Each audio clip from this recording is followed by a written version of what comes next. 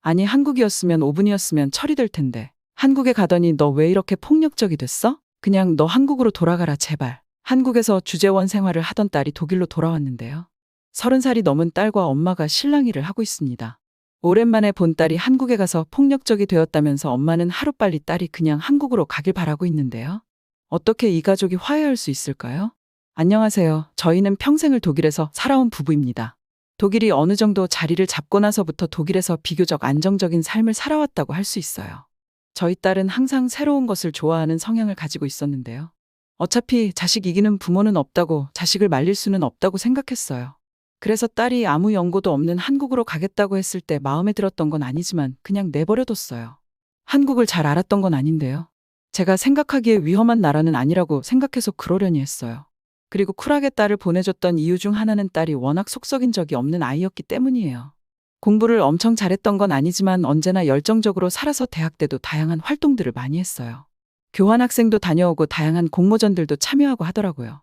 그렇게 해서 쌓은 스펙들로 한 번에 대기업에 합격했어요. 폭스바겐이요. 그리고 회사에서 아시아지사로 본인이 지원을 해서 바로 한국으로 가게 되었어요.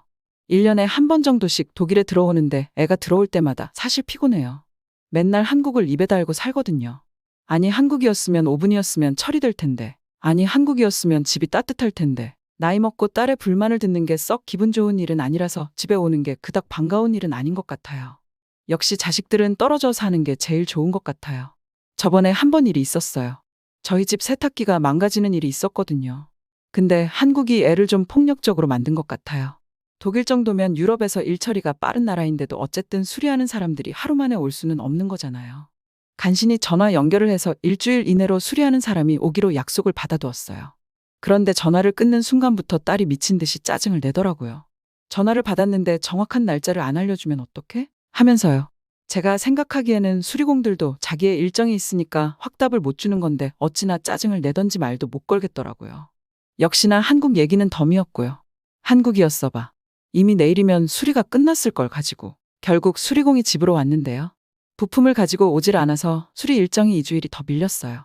저는 얘가 제정신이 아니라고 생각한 게 이제 아예 수리공 앞에서 한국어로 막말을 하더라고요. 무슨 일인지는 못 알아들었는데요. 저는 너무 피곤하고 애가 폭력적이 됐다고 생각해서 얼른 한국에 갔으면 했어요. 이거 말고도 커피집에서도 일이 있었어요. 저희는 경험해 본 적이 없는데요. 딸은 커피숍에 신속하고 효율적인 서비스에 익숙해져 있나 봐요. 저희가 한국을 가봤어야 알죠. 어쨌든 계속해서 독일에서 살아온 저희는 독일 정도면 유럽에서 가장 효율적이고 빠른 나라라고 생각하는데요. 딸은 여기서도 답답해했어요. 일 처리를 이렇게 하면 어떡하냐고요. 바리스타들은 빠르게 모든 고객에게 동일한 서비스를 제공하고 있었는데 말이에요. 하지만 이 익숙한 이탈리아 카페에서는 시간이 더디게 흘러가는 것 같았습니다. 딸아이는 카푸치노를 주문하고 창가에 앉아 세상 돌아가는 모습을 바라보고 있었습니다. 몇 분이 지나고 1시간이 지났지만 커피는 여전히 보이지 않았거든요. 저희는 주변 사람들과 대화를 하면서 차분히 기다렸는데요. 딸은 주위를 둘러보다가 바리스타가 늘어나는 대기열에도 아랑곳하지 않고 다른 손님과 아무렇지 않게 대화를 나누고 있는 것을 발견했습니다. 저희는 그러려니 했어요. 그런데 딸은 조바심이 밀려왔나 봐요. 사실 회사에 갈 일이 있는 것도 아니고 지금은 휴가 중인데 왜 저렇게 초조하나 했어요. 애가 서울이었다면 길어봤자 10분이면 커피가 서빙되고 다 마셨을 거라고 하더라고요. 저는 기어이 소리를 질렀어요. 얘 그만 좀 해라. 너 때문에 내가 다 피곤해. 언제부터 네가 이렇게 효율성을 따졌다고 그래. 딸은 억울해 보였지만 입을 다물긴 했어요. 딸은 이렇게 커피가 늦게 나오는데도 카페에 있는 어떤 사람도 따지고 있지 않는다는 점을 납득할 수가 없어 보였어요. 한참이 지난 후 바리스타가 김이 모락모락 나는 카푸치노를 건네주었습니다. 커피의 진한 풍미와 크리미한 질감을 음미하며 커피를 즐기려 했지만 이미 딸과의 싸움이 생각나서 기분이 썩 좋지는 않았어요. 저는 진짜 얼른 애가 한국으로 갔으면 했어요. 애도 딱히 독일로 돌아올 마음은 없어 보였지만 말이에요. 그런데 생각해보니까 딸이 독일에 온 적은 있어도 저희가 한국으로 간 적은 없더라고요. 그래서 이번 겨울에는 저희가 한국으로 가기로 했어요. 처음 갔을 때는 매 끼니가 도전이었습니다. 용감하게 김치에 손을 뻗었다가도 매운맛과 씨름하는 자신을 발견하곤 했죠. 김치를 물로 씻어내고 물 2잔을 준비해 두었다가 먹는 것이 필수라는 것을 금방 알게 되었습니다. 강렬한 맛에 적응하기 위해 미친 듯이 물을 찾는 모습이 우스꽝스러웠습니다. 하지만 시간이 지나면서 놀라운 일이 일어났습니다.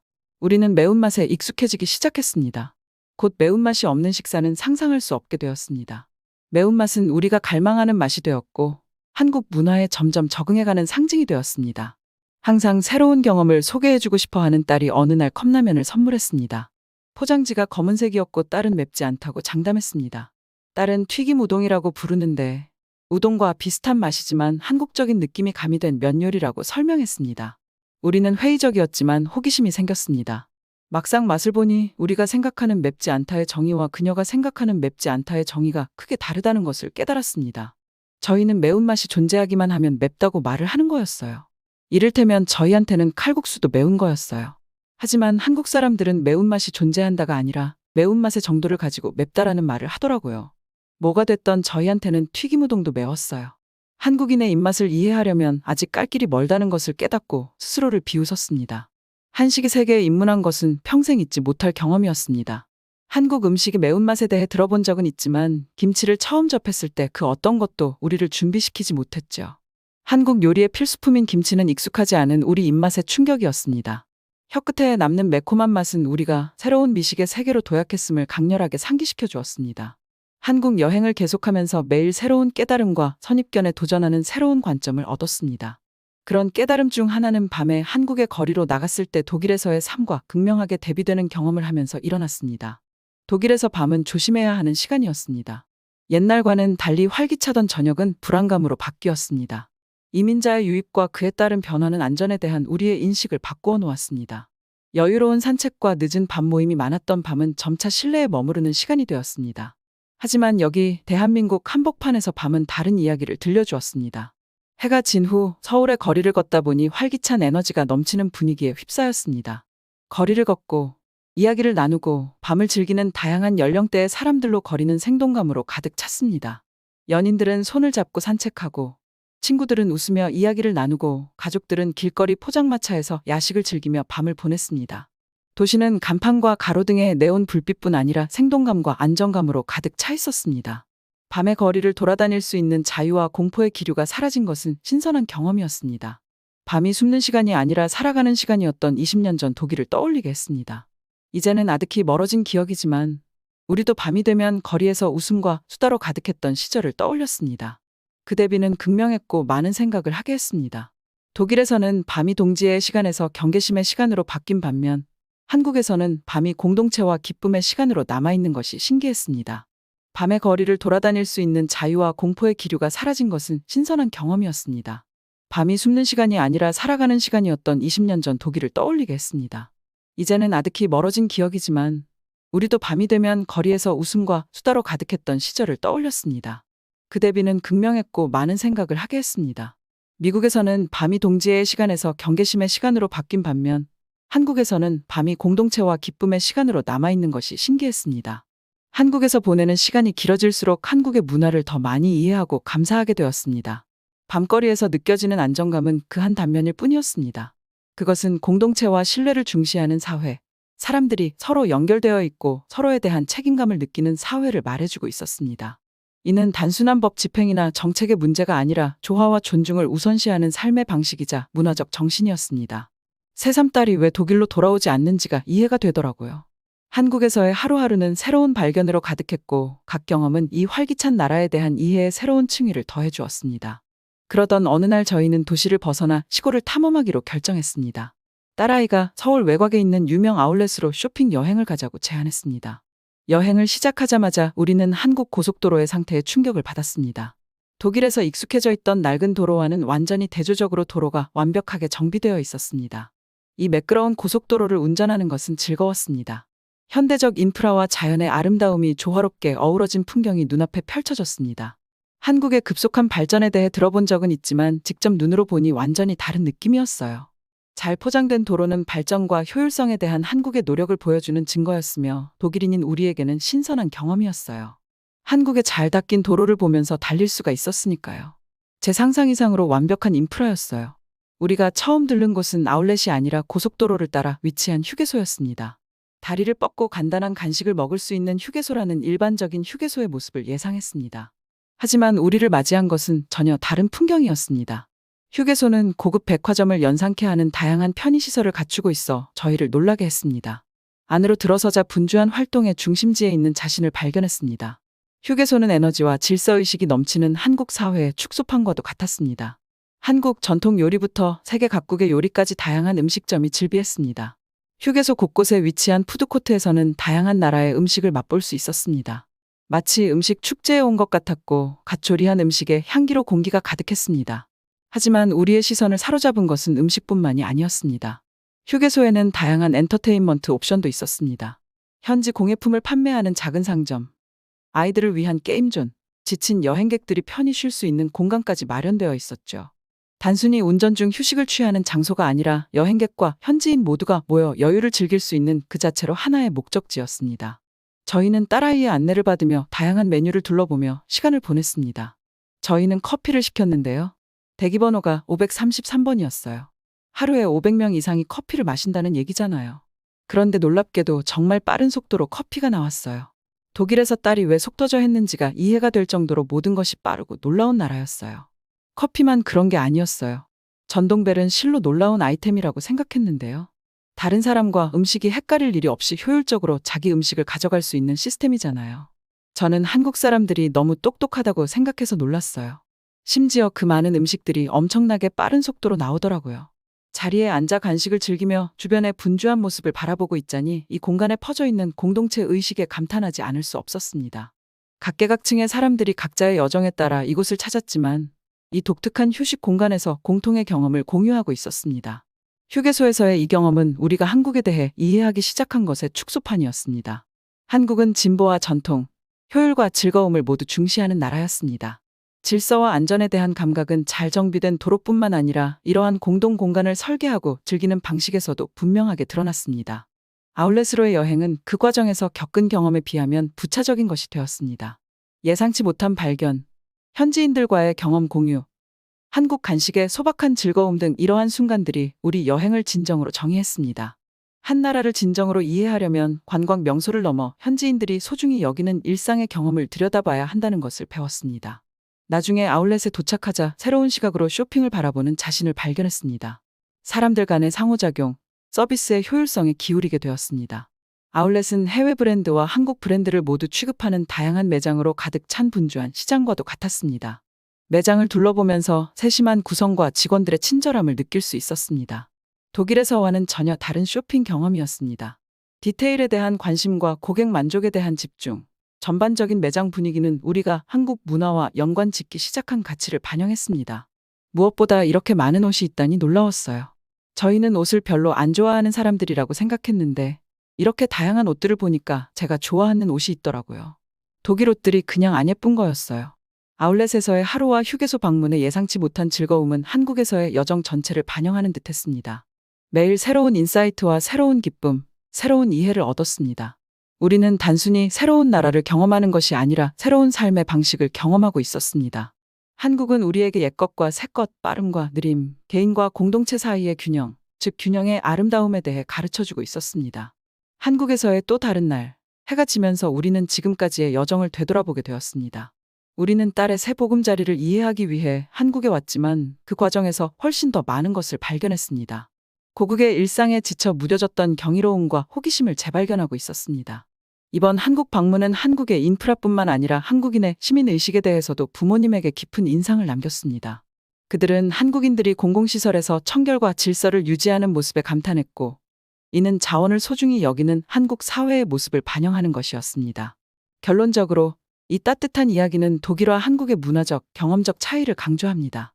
이 부모는 한국 사회의 안정과 편리함, 따뜻함에 감탄하며 딸의 한국 생활에 대한 깊은 감사와 함께 향후 다시 방문하고 싶다는 바람을 남겼습니다. 저희는 웃으면서 딸에게 그랬어요. 네가 왜 한국 맨날 외치는지 알겠다. 이런 빠른 나라에서 살면 어느 나라에 가도 재미가 없을 것 같아. 라고 말했어요. 딸은 웃으면서 말하더라고요. 엄마, 나 그럼 결혼은 한국 남자랑 할게요. 그 순간 다시 머리가 아파오기 시작했어요. 누가 제 딸을 말리겠어요. 추락할 것 같습니다. 지금 가능한 곳 인천공항. 인천국제공항으로 착륙해야 합니다. 영국의 중국행 비행기에 문제가 생겨 갑자기 추락할 위험에 닥쳤습니다. 여성 기장과 남성 부기장은 침착하게 대안을 찾고 결국 인천국제공항에 비상착륙을 하기로 결정합니다. 기장의 얼굴에서는 땀이 흐르고 있습니다. 지금 이 비행기에는 300명의 승객들이 타고 있는데요. 과연 비행기는 안전하게 인천국제공항에 비상착륙을 할 수 있을까요? 오늘은 영국의 여성 비행기 조종사 아인슬리 헤로우 씨의 이야기를 들려드릴게요. 안녕하세요. 저는 비행기 조종사 아인슬리 헤로우라고 합니다. 저는 새벽 4시에 알람 소리에 잠에서 깼습니다. 장거리 비행을 앞둔 저에게는 늘 있는 일이었죠. 저는 침대에서 일어나 준비를 시작했습니다. 먼저 샤워를 했습니다. 그런 다음 커피를 마시고 유니폼을 입었습니다. 그리고 필요한 물품이 모두 들어있는지 기내 가방을 확인했습니다. 이것이 제 일상이에요. 너무 자주 반복하다 보니 루틴이 몸에 뱄어요. 양치질을 하면서 거울에 비친 제 모습을 보았습니다. 제 머리는 짧고 곱슬입니다. 머리를 뒤로 묶는 다른 여성 조종사들과는 다릅니다. 하지만 저는 이대로의 제 머리가 좋아요. 제 성격과도 잘 맞고요. 아침을 간단히 먹고 히드로 공항으로 차를 몰았습니다. 밖은 아직 어두웠어요. 런던은 이제 막 깨어나기 시작했죠. 도로에는 다른 차들이 별로 없었습니다. 운전하는 동안 저는 앞으로의 긴 하루를 생각했습니다. 저는 오늘 비행기를 타고 베이징으로 갈 예정이었어요. 비행 시간은 약 11시간 정도 걸리고 승객은 300명 정도였어요. 공항에 도착해서 보안 직원에게 신분증을 보여줬어요. 공항에 자주 오기 때문에 대부분 아는 사람들이었죠. 보안 책임자인 존이 저에게 인사를 건넸어요. 그는 오늘 베이징으로 비행기를 타는지 물었습니다. 저는 고개를 끄덕이며 손을 흔들었습니다. 공항은 이제는 제게 집처럼 느껴집니다. 항상 밝고 깨끗하며 제트기 엔진 소리가 항상 들려오고 있죠. 저는 조종사 라운지로 갔어요. 제 부기장 잭이 이미 와 있었어요. 그는 커피를 마시며 비행 계획을 살펴보고 있었어요. 잭은 저보다 비행 경력이 더 오래되었죠. 전에도 함께 비행한 적이 있고 저희는 손발이 잘 맞았어요. 잭은 좋은 아침이라고 인사하며 커피 한 잔을 건네주었습니다. 저는 자리에 앉아 날씨와 조종사를 위한 특별 공지사항을 확인하기 시작했습니다. 이 공지사항에는 비행 경로에 특이사항이나 위험 요소가 있는지 알려줍니다. 지도를 보니 한국 상공을 비행하게 될 것 같다는 생각이 들었습니다. 제 할아버지는 1950년대에 한국전쟁에 참전하셨어요. 할아버지는 제게 그 이야기를 들려주시곤 하셨죠. 할아버지의 이야기를 들으면서 북한 사람들은 잔인하고 남한 사람들은 현대적이지 않다는 생각을 했어요. 이런 이야기들은 한국 전체에 대해 불안감을 느끼게 했습니다. 한국에 대해 생각할 때 할아버지의 이야기가 떠올랐어요. 저는 미간을 살짝 찌푸렸습니다. 잭은 제 표정을 보고 우리 경로에 문제가 있냐고 물었습니다. 저는 제 걱정을 그에게 말하고 싶지 않았기 때문에 그냥 아니라고 말하며 비행이 순조롭게 진행되기를 바란다고 말했습니다. 1시간 후 잭과 저는 비행기에 올랐습니다. 파란색과 흰색이 완벽한 조화를 이루는 비행기였어요. 몇 번을 타도 조종석에 앉으면 항상 설레는 기분이 듭니다. 모든 화면과 컨트롤, 계기판의 깔끔한 라인, 그리고 이 놀라운 기계가 곧 우리를 하늘 높이 데려다 줄 것이라는 생각은 다른 어떤 것과도 비교할 수 없는 느낌입니다. 저희는 비행 전 점검을 시작했습니다. 우리가 작업하는 동안 비행기가 우리 주변에서 살아 움직이기 시작했습니다. 조명이 켜지고 시스템 경고음이 울리며 승무원들이 승객을 위해 기내를 준비했습니다. 저는 체크리스트를 꼼꼼히 살펴보고 제어 장치를 테스트하고 게이지를 확인했습니다. 제게는 매우 익숙한 루틴입니다. 곧 승객들이 비행기에 오르기 시작했습니다. 승객들이 이야기하고 걸어다니는 소리가 들렸습니다. 승무원들이 승객들에게 안전수칙을 알려주고 있었어요. 잭은 출발할 준비가 되었다며 안내 방송을 할 것인지 물었습니다. 저는 설레는 마음에 미소를 지으며 아까의 걱정을 잊으며 끄덕였죠. 저는 승객들에게 말을 걸기 위해 버튼을 눌렀습니다. 승객 여러분, 좋은 아침입니다. 기장 에인슬리 헤로우입니다. 저와 부기장 잭 도노반을 비롯한 전 승무원을 대표하여 영국항공 872편에 탑승한 것을 환영합니다. 오늘 런던에서 베이징까지 직항으로 비행할 예정입니다. 이야기를 나누면서 제 안에서 흥분이 고조되는 것을 느낄 수 있었습니다. 이륙하는 기분이 정말 좋았어요. 오늘 비행은 약 11시간 정도 걸립니다. 35,000피트 상공에서 시속 550마일로 비행할 예정입니다.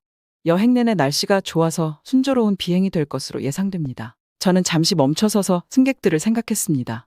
비행 경험이 많은 승객도 있지만 어떤 승객에게는 이번이 처음일 수도 있죠. 오늘 저희를 선택해 주셔서 감사합니다. 편안히 앉아 긴장을 풀고 비행을 즐기시기 바랍니다. 여러분들을 승객으로 모시게 되어 영광입니다. 저는 심호흡을 하고 안내 방송을 마쳤습니다. 드디어 비행 시간이 되었습니다. 잭과 저는 마지막 점검을 마치고 관제탑과 이야기를 나눴습니다. 관제탑에서는 이륙해도 좋다고 했습니다. 조종관을 잡자 제 심장이 더 빨리 뛰기 시작했습니다. 이 순간이 바로 제가 살아있는 것을 느끼는 순간입니다. 관제탑에 이륙한다고 말한 다음 잭을 바라보며 조종관을 앞으로 밀었어요. 엔진이 굉음을 내었고 저는 강력한 힘을 느낄 수 있었어요. 비행기는 앞으로 나아갔고 활주로를 점점 더 빠르게 달렸어요. 잭과 저는 다시 자리로 밀려났습니다. 그런 다음 제가 조종간을 부드럽게 뒤로 당기자 비행기가 지면에서 떠올랐어요. 저는 런던이 우리 아래로 점점 작아지고 있었죠. 하늘로 올라가는 동안 저는 어느 정도의 긴장감을 가지게 되었습니다. 항상 하는 일이지만 항상 긴장감을 놓쳐서도 안 되는 일이니까요.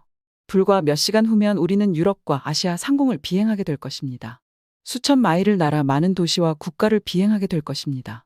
이렇게 전 세계를 연결할 수 있다는 사실은 비행을 할 때마다 저를 놀라게 하죠. 비행기가 우리가 원하는 고도에 도달하자 잭과 저는 긴 비행을 준비했습니다.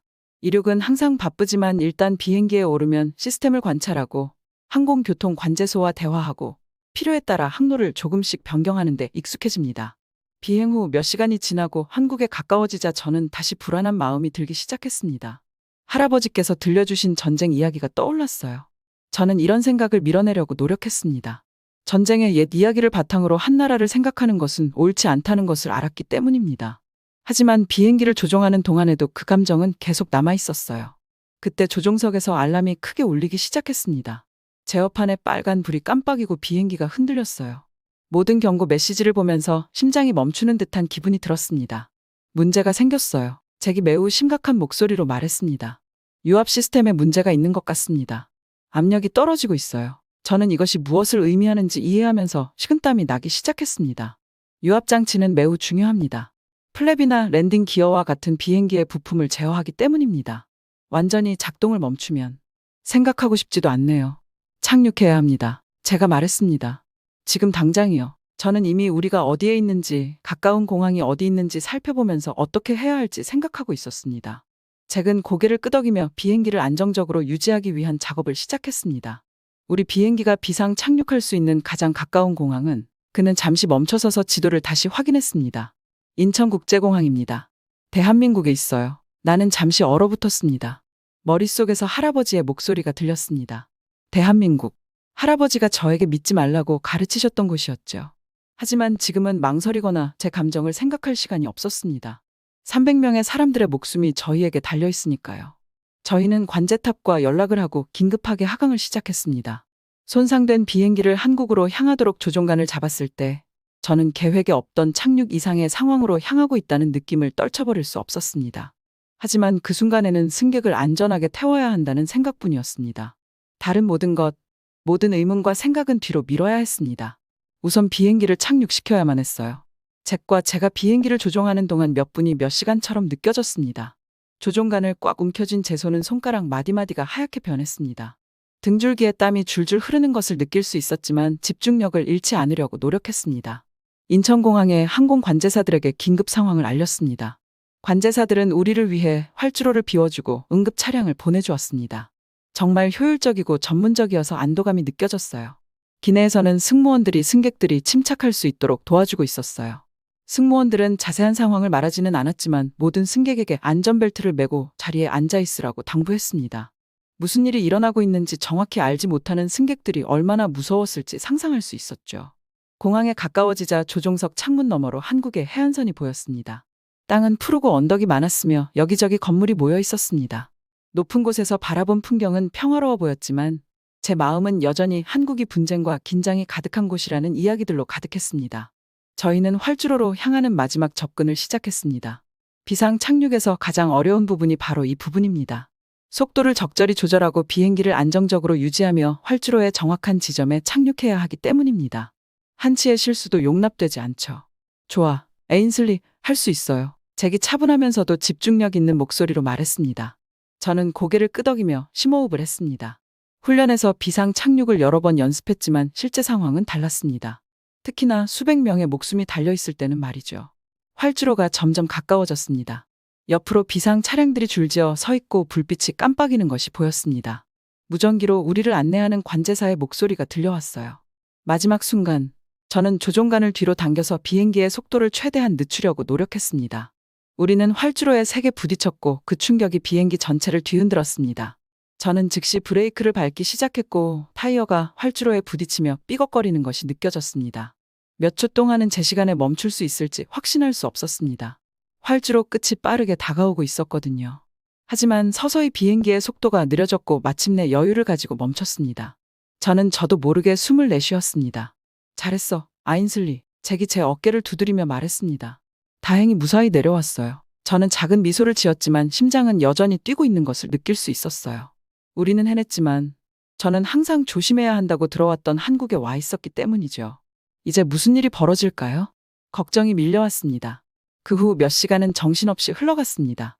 응급 구조대원들이 기내로 몰려들어 손상이나 부상자가 있는지 확인했습니다. 다행히도 승객 중 누구도 다친 사람은 없었고 단지 흔들린 것뿐이었습니다. 승객들은 터미널로 이송되었고 잭과 저는 비행기에 남아 이야기를 나눴습니다. 확실히 유압 문제가 심각한 것으로 밝혀졌습니다. 비행기가 다시 비행하려면 대대적인 수리가 필요했습니다. 이 말은 우리 모두가 한동안, 적어도 며칠 동안 한국의 발이 묶일 수 있다는 뜻이었죠. 이 소식을 들었을 때 저는 속이 뒤집어졌습니다. 한국에서 며칠? 그 생각에 마음이 매우 불편했습니다. 하지만 불안한 마음을 감추려고 노력했습니다. 결국 저는 기장이었으니까요. 프로다운 모습을 보여야 했고 승무원과 승객들에게 좋은 본보기가 되어야 했죠. 항공사에서 공항 근처의 호텔에 묵게 해줬어요. 할아버지로부터 들은 한국이 후진적이라는 이야기를 듣고 기대했던 것과는 전혀 다른 매우 현대적이고 편안한 호텔이었습니다. 하지만 여전히 불안하고 초조한 기분이 드는 것은 막을 수가 없었어요.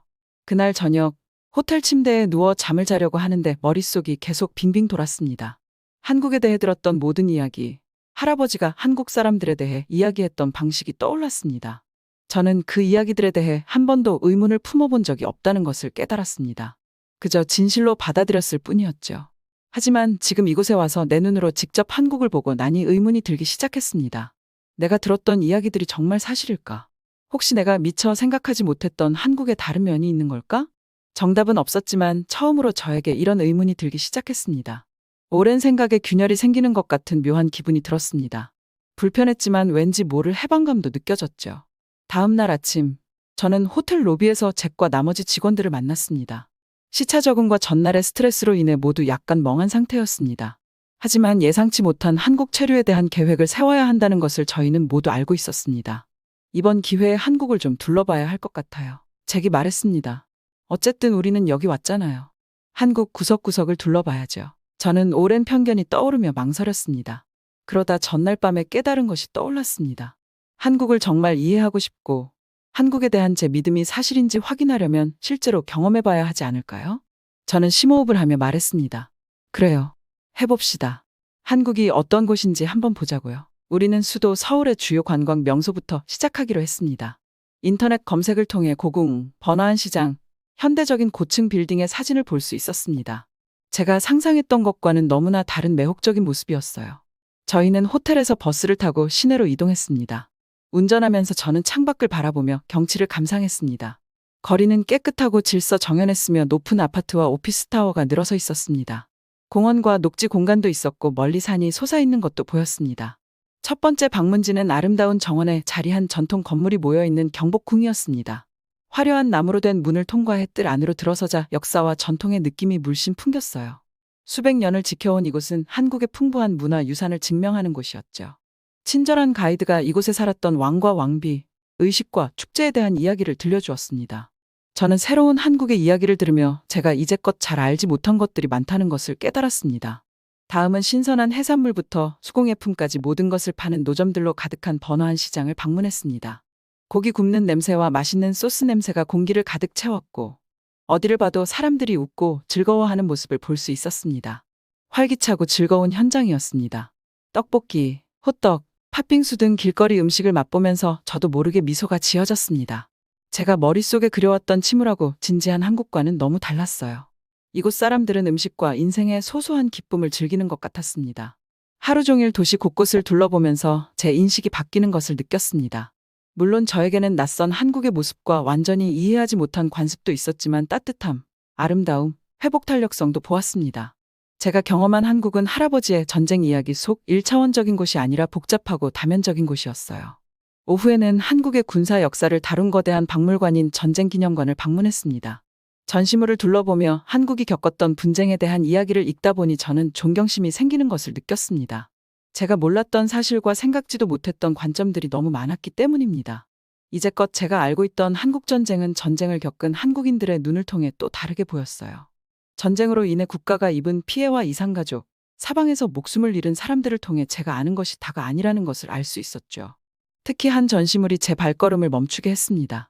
전쟁 중 군인들이 가족에게 쓴 편지를 모아놓은 전시물이었습니다. 그들의 희망과 두려움, 사랑과 그리움이 담긴 글을 읽으면서 저는 눈물이 왈칵 쏟아지는 것을 느꼈습니다. 그들은 할아버지가 묘사했던 얼굴 없는 적들이 아니었습니다. 그들도 할아버지와 같은 사람이었어요.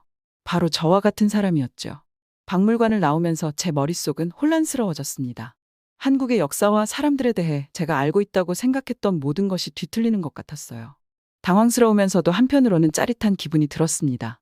길고 좁은 꿈에서 깨어난 기분이었어요. 그날 저녁 호텔로 돌아와서 저는 제가 보고 배운 모든 것에 대해 생각을 멈출 수 없었습니다. 그동안 제가 한국을 판단했던 방식과 의심 없이 가졌던 편견에 대한 부끄러움이 커져만 갔죠. 동시에 저는 더 많이 배우고 이해하고 싶다는 열망이 더 강렬하게 느껴졌습니다. 이 나라와 한국 사람들은 저에게 가르쳐 줄 것이 너무나 많아 보였고, 역경 속에서도 기쁨과 아름다움을 찾는 회복탄 역성에 대한 풍부한 교훈을 주는 것을 느낄 수 있었기 때문입니다. 저는 그 교훈에 제 자신을 열고 싶어졌습니다. 그날 밤 잠이 들면서 저는 무언가 제 안에서 꿈틀거리는 것을 느꼈습니다. 완벽하게 잠이 들기 전들은 마지막 생각은 감사함이었습니다. 눈을 뜰 수 있는 기회에 대한 감사, 마음이 넓어지는 것에 대한 감사, 내가 생각했던 것보다 훨씬 더 많은 것을 가진 한국에 대한 감사였죠. 다음 날 아침 저는 상쾌하고 설레는 마음으로 일어났습니다. 예상치 못한 비상착륙, 서울 탐방, 전쟁 박물관에서 겪은 일들이 제게 새로운 관점을 주었기 때문입니다. 저는 한국에 대해 더 많이 배우고 제 편견을 깨뜨리고 싶었어요. 아침 식사 후 저는 잭과 다른 크루들을 만났습니다. 우리는 서울에 있는 문화 유적지를 더 방문하기로 했습니다. 오늘의 첫 번째 방문지는 한국 역사 전반에 걸친 수천 개의 유물을 소장하고 있는 방대한 규모의 국립중앙박물관이었습니다. 전시실을 돌아다니면서 저는 한국 문화유산의 깊이와 풍요로움에 감탄했습니다. 고대 석기와 도자기, 정교한 불교 조각품, 궁중 생활과 민속 풍경을 묘사한 다채로운 그림이 전시되어 있었어요. 각각의 유물들은 저마다 이야기를 들려주며 제가 미처 생각하지 못했던 과거를 엿볼 수 있게 해주었습니다. 특히 제 관심을 끌었던 전시물은 500년 이상 한국을 통치한 조선 왕조에 관한 것이었어요. 이 기간 동안 번성했던 과학, 기술, 예술의 발전에 대해 배웠어요. 아름다운 청자, 정교하게 제작된 가구, 상세한 지도와 천문도 등을 보았어요.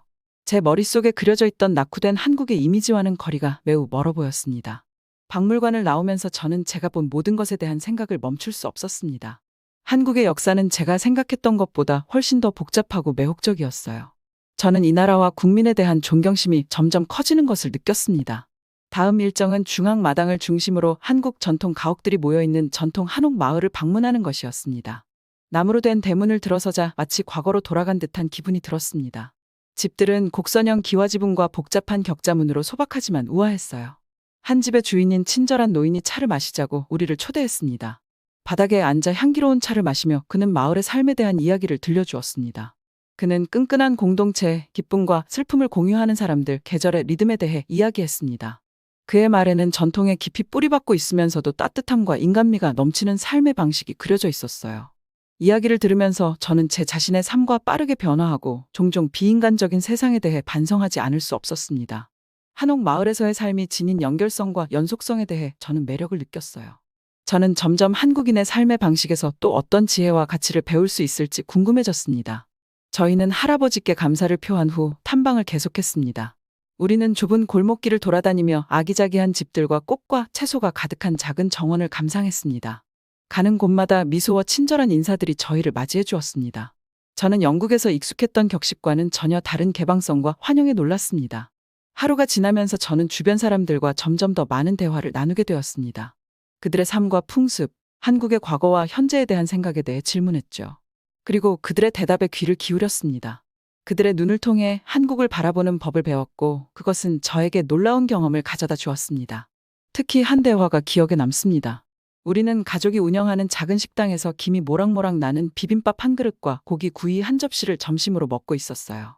그때 따뜻한 미소를 짓는 주인 아주머니가 저와 대화를 시작했습니다. 제가 조종사라는 사실을 알게 되자 그녀는 눈을 크게 떴습니다. 대단하시네요. 그녀가 말했습니다. 정말 용감하고 똑똑하시네요. 저는 칭찬에 약간 부끄러워하며 말했습니다. 그냥 제 직업일 뿐입니다. 제가 말했습니다. 저는 오랫동안 이 일을 해왔어요. 하지만 그녀는 고개를 저었습니다. 아니, 그 이상이죠. 라고 그녀는 주장했습니다. 당신은 편견들을 깨뜨리고 여성이 더 대담한 일들을 할 수 있다는 것을 보여주고 있습니다. 그게 중요하죠. 그녀의 말에 저는 잠시 멈칫했습니다. 저는 스스로를 그렇게 생각해 본 적이 없었거든요. 하지만 그녀의 관점에서 생각해보니 한국처럼 유교 사상이 아직 남아있는 나라에서 여성 조종사로서 제 존재가 얼마나 의미 있는 일인지 알 수 있었습니다. 작은 순간이었지만 뜻깊게 느껴졌습니다. 제 행동, 제 존재 자체가 제가 생각했던 것 이상의 영향을 미칠 수 있다는 것을 깨닫게 되었죠. 순간 책임감과 함께 자부심도 느껴졌습니다. 식사를 마치고 작별 인사를 나누면서 저는 따뜻한 유대감을 느꼈습니다. 이 작은 교류, 인간애를 공유하는 순간들이 제가 오랫동안 품고 있던 편견을 허물어뜨리고 있었습니다. 나머지 하루도 비슷한 방식으로 새로운 발견과 교류의 순간들로 채워졌습니다. 우리는 활기찬 어시장을 방문하여 아주머니들이 그날 잡은 생선을 놓고 치열하게 흥정하는 모습을 보았습니다. 한강변을 따라 걸으며 양쪽으로 솟아있는 세련된 현대식 건물들을 감상하기도 했죠. 우리는 전통 무용 공연을 관람했는데 밝은 색채와 유려한 동작이 아름다워 넋을 잃고 말았어요. 그날 저녁 호텔로 돌아왔을 때 제 몸과 마음은 충만했습니다. 몇 년 동안 전 세계를 돌아다니며 경험한 것보다 더 많은 것을 하루 만에 경험한 것 같았죠. 한국은 저를 놀라게 하고 도전하게 하고 궁극적으로 저를 변화시키기 시작했습니다.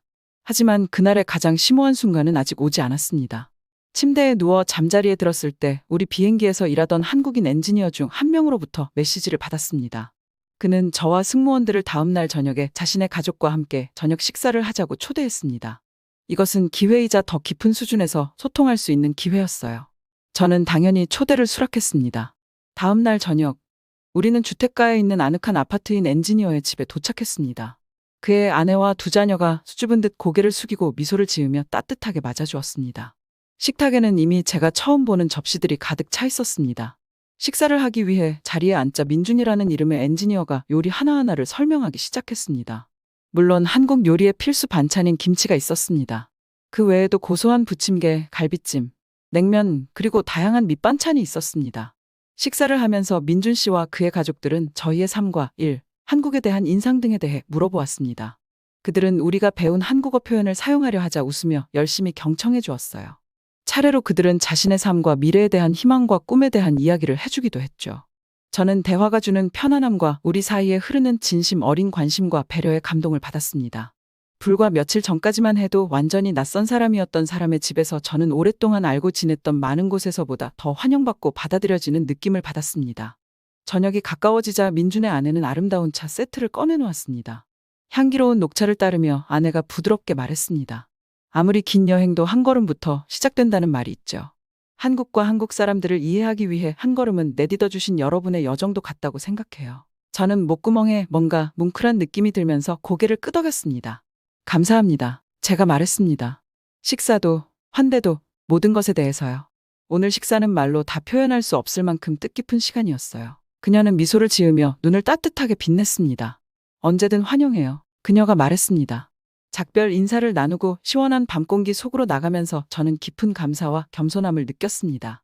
며칠이라는 짧은 시간 동안 한국은 저에게 새로운 관점, 새로운 경험, 새로운 인연 등 많은 것을 주었습니다. 제 이해의 한계와 그 한계를 기꺼이 넘어설 때 발견할 수 있는 아름다움을 보여주었습니다. 어두운 하늘을 밝게 비추는 별들을 바라보며 조용히 약속을 했습니다. 계속 배우고, 계속 성장하고, 세상의 경이로움과 지혜에 저 자신을 계속 열어놓겠다고 말이죠. 그 후 며칠은 활동과 배움의 소용돌이 속에서 정신없이 지나갔습니다. 매일 아침 저는 어떤 새로운 경험을 하게 될지 기대하며 눈을 떴습니다. 한국은 제 마음과 상상력을 사로잡았고 저는 떠날 시간이 되기 전에 최대한 많은 것을 만끽하고 싶었습니다. 하이라이트 중 하나는 남북한 접경 지역인 비무장지대 DMZ를 방문한 것이었습니다. 시골을 지나면서 가이드는 분단의 역사와 그로 인해 수많은 가족들이 겪은 고통과 비극에 대해 이야기해 주었습니다. 전망대에 도착했을 때 저는 섬뜩한 정적에 휩싸였습니다. 휴전선 반대편의 땅은 우리가 있는 땅과 거의 똑같아 보였지만 삶과 미래가 분단되어 있다는 긴장감이 느껴졌습니다. 이 낯설고 분단된 풍경을 바라보면서 저는 깊은 슬픔을 느꼈습니다. 추상적인 개념으로만 느껴졌던 한국전쟁의 현실이 갑자기 고통스러운 현실로 다가왔습니다. 수많은 인명 손실과 이산가족, 실현되지 못한 잠재력을 생각했습니다. 분쟁의 인적 비용이 얼마나 큰지 깨닫게 되었습니다. 하지만 이 암울한 곳에서도 희망의 빛은 있었습니다. 가이드는 최근의 외교적 노력과 화해와 통일을 향한 잠정적인 조치에 대해 설명해 주었습니다. 아무리 깊은 상처도 시간과 연민, 그리고 앞으로 나아가고자 하는 의지가 있다면 치유될 수 있다는 것을 일깨워 주었습니다. 서울로 돌아오는 차 안에서 저는 단 며칠 만에 한국에 대한 저희 이해가 얼마나 깊어졌는지 되돌아보았습니다. 전쟁과 분쟁으로 점철된 하나의 덩어리로만 보았던 한국이 훨씬 더 복잡하고 미묘하게 얽혀있는 나라임이 드러났어요. 편견이 얼마나 위험한지, 그리고 직접 경험하는 것이 얼마나 소중한지 깨닫는 시간이었습니다. 다음 날, 우리는 아주 다른 종류의 경험을 했습니다. 잭은 제가 전혀 알지 못했던 K-팝 콘서트 티켓을 구해줬습니다. 공연장에 들어서자 강렬한 에너지가 느껴졌습니다. 대부분 젊은이들로 이루어진 관중들은 흥분으로 들썩이고 있었습니다. 공연자들이 무대에 올랐을 때 저는 깜짝 놀랐습니다. 일렉트로닉 비트와 힙합, 팝 멜로디가 어우러진 음악은 매우 귀에 쏙쏙 들어왔어요. 특히나 저를 정말 놀라게 한 것은 퍼포먼스였습니다. 춤 동작의 정확성, 가수들의 카리스마, 정교한 무대와 효과 등 이제껏 본 적 없는 공연이었어요. 공연을 보면서 세계적인 현상이 된 한국 문화의 이러한 면모에 감탄하지 않을 수 없었습니다. 한국의 창의성, 젊음, 에너지에 대한 증거였습니다. 미래를 내다보고 미래를 만들어가는 한국의 한 단면이었습니다. 콘서트가 끝난 후 잭과 저는 서울의 유명한 밤문화를 탐험하기로 했습니다. 저희는 바와 클럽으로 유명한 활기찬 지역에 도착했습니다. 거리는 사람들로 가득 찼고 문마다 음악이 흘러나왔어요. 저희는 아늑한 바에서 한 무리의 젊은 한국인들과 이야기를 나누었습니다. 그들은 우리의 경험에 호기심을 보였고 한국에 대한 각자의 관점을 공유하고 싶어 했습니다. 우리는 음악, 여행, 미래에 대한 희망에 대해 이야기했습니다. 다시 한번 저는 우리가 만난 사람들의 개방성과 따뜻함에 놀랐습니다. 밤이 깊어지고 소주를 마시면서 대화는 좀 더 개인적인 주제로 바뀌었습니다. 지성이라는 한 청년은 가족의 기대에 대한 고민을 털어놓았습니다. 그는 대학, 직장, 결혼 등 정해진 길을 갈 것으로 예상되었지만 여행과 세계 경험에 대한 꿈을 꾸고 있다고 했어요. 저는 기대와 편견에서 벗어나기 위한 저의 개인적인 이야기를 하고 있는 스스로를 발견했습니다. 서로의 배경은 다르지만 인간성이라는 공통점을 인정하는 깊은 교감의 순간이었습니다. 작별 인사를 나누고 네온사인이 빛나는 밤거리로 나가면서 저는 솔직하고 진심 어린 소통의 순간에 대해 깊은 감사를 느꼈습니다. 여행의 진정한 보물이자 서로 다른 문화를 이해하는 열쇠였어요. 다음 날 아침, 약간 피곤하지만 좋은 추억으로 가득했던 저는 잠시 멈칫하게 만드는 한 통의 메시지를 받았습니다. 항공사 임원 중 한 명이 보낸 메시지였는데 비행기가 거의 수리가 완료되어 24시간 이내에 출발할 수 있을 것 같다는 내용이었어요. 저는 여러 가지 감정이 뒤섞인 채 그 메시지를 응시했습니다. 한편으로는 곧 여정을 마치고 승객들을 목적지까지 안전하게 데려다 줄 수 있다는 사실에 안도했지만 다른 한편으로는 짧은 시간 동안 저에게 큰 의미가 되어준 한국을 떠나야 한다는 생각에 슬픔이 밀려왔습니다. 저는 매 순간을 최대한 활용하려고 노력하며 반성하는 기분으로 하루를 보냈습니다. 저는 서울의 거리를 걸으며 풍경과 소리, 활기찬 에너지를 만끽했습니다. 조용한 사찰을 방문해 정교한 예술품과 구석구석에서 느껴지는 평화로움에 감탄했습니다. 그리고 제가 배운 모든 것, 제가 경험한 모든 것에 대해 생각했습니다. 한국은 저에게 역사와 문화, 한국인의 회복 탄력성과 따뜻함에 대해 가르쳐 주었습니다. 하지만 그보다 더 중요한 것은 제 자신에 대해 가르쳐 준 것이었습니다. 제 자신이 가진 한계를 뛰어넘는 기쁨을 알려주었어요. 떠날 시간이 다가올수록 저는 이곳이 제게 준 깊은 영향을 기리기 위해 감사의 마음을 표현할 방법을 찾아야겠다고 생각했습니다. 저는 민준이와 그의 가족 그리고 그들의 관대함과 친절함을 떠올렸습니다. 그리고 아이디어가 떠오르기 시작했습니다. 저는 직원들을 모아 도움을 요청했습니다. 우리는 함께 계획을 세웠고 긍정적인 흔적을 남길 수 있는 보답 방법을 찾았습니다. 우리는 지인들에게 연락하여 특별한 배달을 준비했습니다. 그날 저녁 공항으로 떠날 준비를 하고 있을 때 밴 한 대가 호텔 앞에 멈춰 섰습니다. 민준 씨와 그의 아내 그리고 아이들이 양팔 가득 선물을 들고 내렸습니다. 저희가 부탁한 고급차 한 상자, 섬세한 도자기, 아름다운 부채와 가면 등 저희가 준비한 한국 전통 선물들이었습니다. 호텔 직원, 지상 승무원, 항공 관제사 등 예상치 못한 체류 기간 동안 저희를 도와준 모든 분들께 이 선물을 전달하면서 그들의 얼굴에 미소가 번지고 눈에서 고마움이 느껴졌습니다. 작은 몸짓이었지만 감사의 무게가 고스란히 전해지는 순간이었어요. 그리고 민준 씨와 그의 가족에게는 영국을 방문할 수 있는 비행기 티켓을 특별한 선물로 드렸어요. 우리는 그들의 환대에 보답하고 우리가 맺은 인연을 이어갈 수 있는 기회를 잡을 수 있었죠. 작별 포옹을 하면서 모두의 눈가에 눈물이 맺혔습니다. 이건 작별이 아니에요. 다시 만날 수 있기를 바라겠습니다. 저는 목이 메어 말을 잇지 못하고 고개를 끄덕였습니다. 네, 이것은 끝이 아니라 시작이었습니다. 한국은 제가 아직 발견하고 있는 방식으로 저를 변화시켰고 그 변화는 제 삶에서 계속 펼쳐질 것이라는 것을 알고 있었습니다. 비행기 안에서 이륙을 준비하며 저는 마지막으로 도시를 바라보는 시간을 가졌습니다. 광활하고 생동감 넘치는 풍경 아래 불빛이 반짝이고 있었습니다. 저는 그 풍경 안에 담긴 모든 개인의 삶과 이야기, 그 모든 풍요로움과 복잡함에 대해 생각했습니다. 한국 여정은 기계 고장이라는 위기로 시작되었지만 이번 여행은 저 자신과 세상에서 제 위치에 대한 새로운 이해와 변화를 가져다 주었어요. 저는 어디를 가든 한국에서 얻은 교훈을 가지고 다닐 것이라고 생각했습니다. 새로운 장소, 새로운 사람을 만날 때마다 열린 마음과 열린 자세로 다가가기 위해 저는 항상 노력할 것입니다. 모든 문화와 모든 개인은 고유한 이야기를 가지고 있으며 항상 배울 것이 더 많다는 것을 기억할 것입니다. 비행기가 수평을 이루고 목적지로 향하는 항로를 설정하자 저는 혼자 미소를 지었습니다. 저는 이제 떠날 때와는 다른 사람이 되어 돌아가고 있었으니까요. 한국은 저에게 새로운 관점, 세상을 바라보는 새로운 방식을 선물해 주었습니다. 그 점에 대해 저는 영원히 감사함을 느낄 것이라고 다짐하며 항로를 따라 날아갔습니다.